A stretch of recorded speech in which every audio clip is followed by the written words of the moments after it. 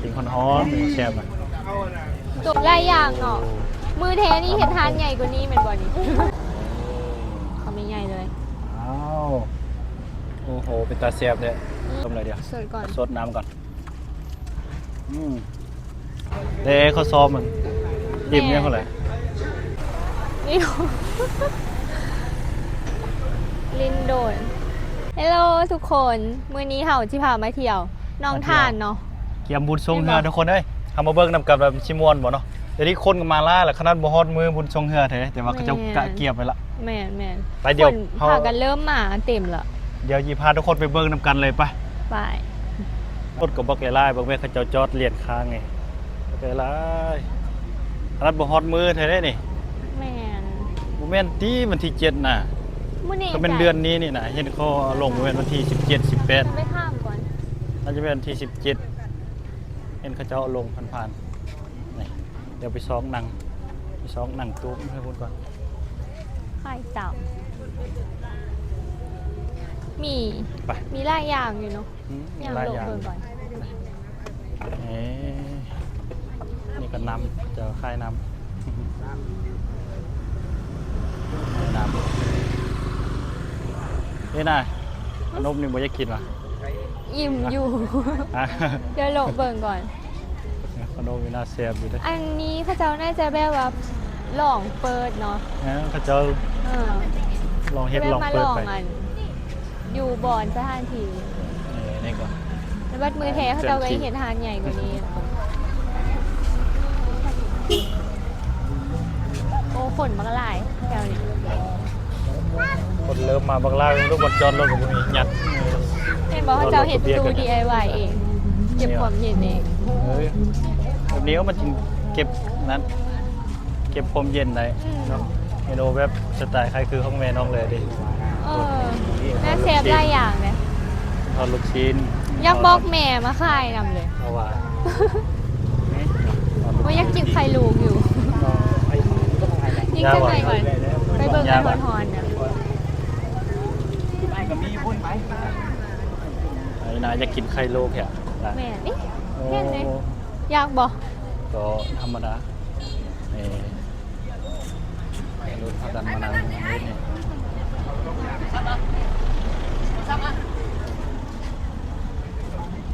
โอ้ดิ ฮอนอยู่บ่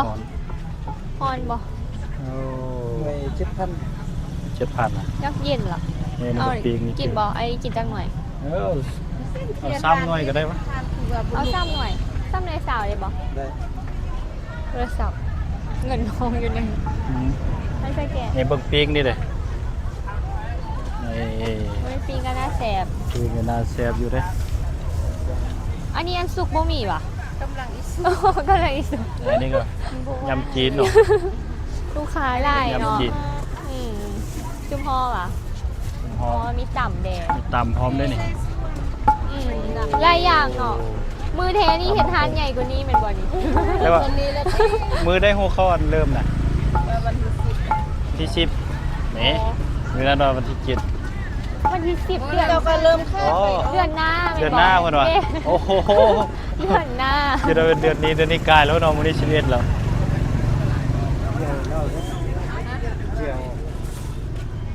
ได้ละเบิ้งจักลูก ทราบ ตาม ชิ เนาะ มเลย ชิ บ่ มเบิ้งชิมเลยโอ้ มีไม่อย่างอีก อั อั น น นี้ นี้หาเนี่ยอ๋อน่าจะยำจีนดิบอก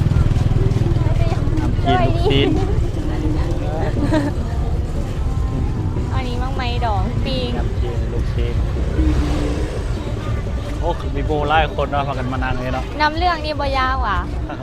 งดก่อนช่วงนี้นะมีหัวเชื่อมีฟอนอีกกินบ่ได้ในช่วงนี้โอ้คนสนตามมาเลยเนาะพากันนั่งลิ้นอยู่นี่ครับ กันนั่นแหละ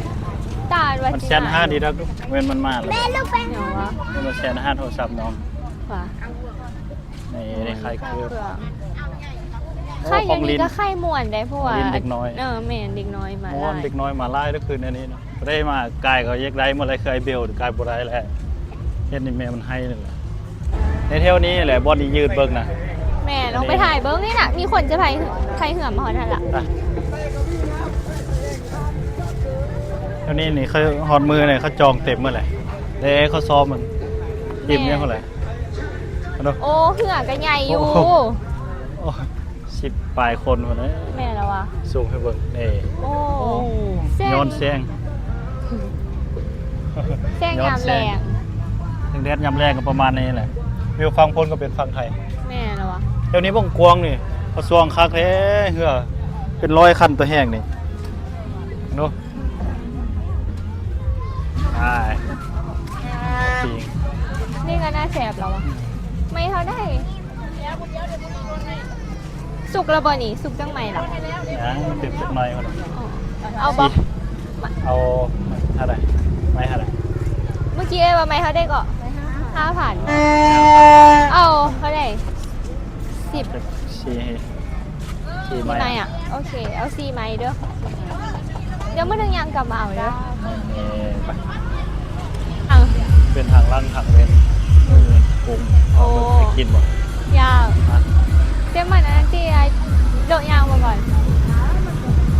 อยากกินยังห่อนๆนะเขาเราเอาใส่กล่องแล้วมัน เย็นมาแล้ว มั วัน น นี้ เย็น นำโอ้แถวนี้คนก็ไล่อยู่ได้นี่ ได้พี่พวก อันนี้ เด็ก ใน น้อย แห่งไล่แล้วเด็กน้อยขี่สไลเดอร์ มีล่าเนาะเอาลูก โอ้ย เอา คั ลู น กเอาล่านมาเนาะ ขนาดโลกก็ล่านมากับมาโบพาสสไลเดอร์อะไรเนี่ยเดือนนี้ต้องเห็นแล้วก็มือจีเลยเนี่ยขนาดน้อยๆเท่านี้โบพาไปก็ให้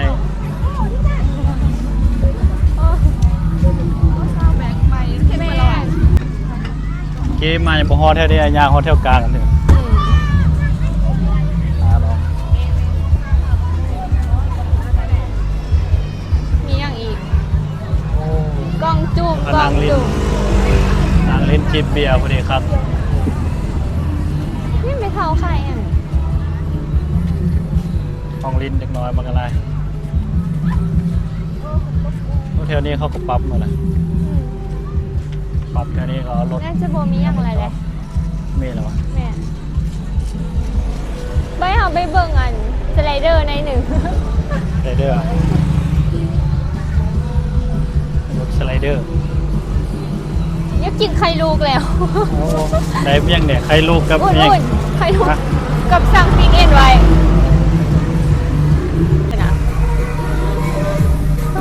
ไอ้ขี้บ่อ่ะ เห็นฮะ ไอ้ขี้บ่ บอกถ้ามีลูกก็ยักผ่าลูกมาทีอยู่ กินไอศกรีมไหม โอ้เจ็บคอมือหน้าก่อนแม่น้องเจ็บคอชอบกินปิ้งนะเอาปิ้งไอ้ยัง เดี๋ยวไป ร้อนๆเนี่ย เดี๋ยวไปปิ้งหันนั่นอีกซิมไล่หัน เป็นไรฮาร์ดเลย มา ทุกคนมื้อนี้พอดีทึกเลขเนาะมื้อนี้เนาะ บอแม่นเมื่อวานนี้ เมื่อวาน ไอทึกเลกถ้าได้ก่อน ทึกเลขเมื่อวานนี้ทึก 5,000 กิฟต์ทุกคน ทึกน้ำเส้น ได้3 แสน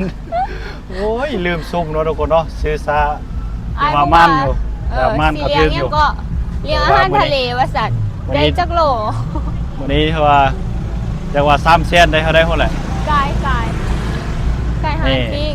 เห็นเลยทุกคน ตอนนี้กำลังชีไปเอาปีงเนาะพอดีสั่งปีงเข้าเมื่อกี้ หานปิ้ง เอามาทันซุกสุดที่ สุกแล้ว สุก ไป แล้ววะ หิ้วเหรอ โอเคไป ยังวะ เดี๋ยวข้ามไปเอาปีงเลยทุกคนไปในซอยนี้นะข้ามไปเอาปีงทุกคนไปโอ้วัยรุ่นนี่ไล่เนาะวัยรุ่นเนาะข้ามไปเอาปีงอะไรมาสั่งปีงเมื่อกี้สั่งปีงไว้ยังบ่แล้วทุกคนซื้อปีงฮานคนแล้วมาซื้อจะนี่ตื่มเป็นหน้าเซฟเลย เราไปลองปีงรุ่นตื่มปีงคนฮ้อนแซ่บอ่ะ โต๊ะ ชิม บ่ ข้าว วาง เจียว เนาะ เจียวแซ่บเลยก็มีโต๊ะว่างอ่ะ เอาแล้วพอเลยก็ได้โต๊ะบ่วาง เต้นอันนี้มันเป็นของสุดเจ้าอ่ะก็มีโต๊ะว่างเนี่ย โต๊ะบ่วาง โต๊ะว่างอ่ะโอ้เต็มหมดเนาะมาเลยทุกคนชั้นนี้นะซิมกันเลยโอ้โห อืม ตาแซ่บใช่ปะแซ่บปะเจียวจีมผมกันนะอ๋อเจียวจีมผม หอน นอนวะ คือนอนฮ้อนแล้วจังแซ่บ ครับ เป็นจังไหน ครับ แซ่บปะเดี๋ยวทุกคนยิงคน ยำเมื่อกี้ลืมซื้อยำจีน ลืม เดี๋ยววันนี้เป็นได้ทอดเนาะ ค่ายเนาะเขาก็เริ่มเบื่อลูซีนละ ยังว่าอยู่อันนี้ชิมาซีมปิงกันทุกคนตอนนี้น่าซื้อปิงถึงว่าซ่องฮานคน เอาให้สิบ มาให้ลอง เอาให้รถซิมปิง อ่ะเดี๋ยวชิมกันเลยชิมเบิ่งว่าแซ่บบ่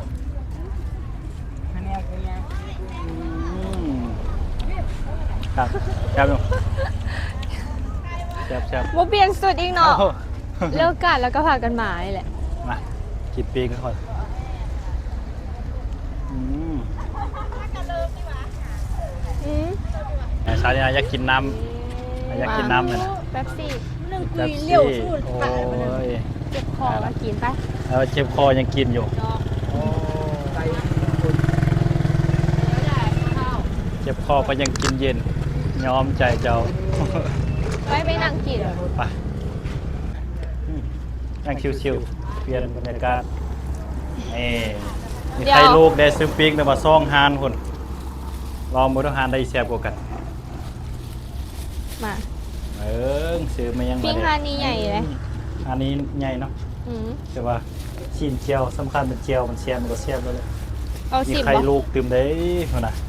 ซิมเจียวนี่ทำปะซิมบ่ อย่าแหละ กินไข่ลูก กินไข่โล่กันทุกคนมา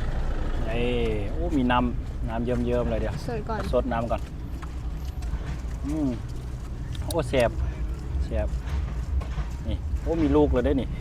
เห็นบอกแสบก่อนนะ เดี๋ยวก่อน แสบฮานนี่นะ มีปิงแดง นัวดีโอ้โหเดี๋ยวจะซื้อไปเห็ดคลิปลองเดี๋ยวมื้อหน้าไปซื้อเห็ดคลิปกินเลยสุดยอดเลยแบบเลยมีข้าวนี่นะ เดี๋ยวเขา ไข่ลูก ใส่เจียวก่อนดื่ม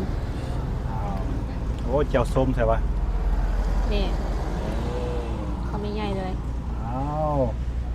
โอ้โหเป็นตาแซ่บเลย อืมส้มแซ่บแซ่บ มา เด็ดสุด โอ้โห เฮ้ย ตาแซ่บเลยเด้แล้วรถยังบุทันได้ลองเอาเจียวส้มเลยคำใหญ่ๆเลยจุกๆเลยทุกคนมากินน้ำกันนี่ มาอีกก่อน รสชาติที่เขานั่งนี่นั่งกินแถวนี้เลยเปลี่ยนบรรยากาศ